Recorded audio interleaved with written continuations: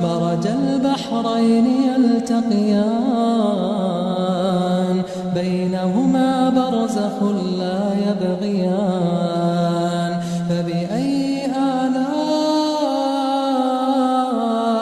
ربكما تكذبان يخرج منهما اللؤلؤ والمرجان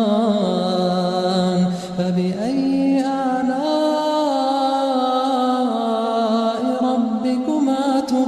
تكذبان وله الجوار المنشآت في البحر كالأعلام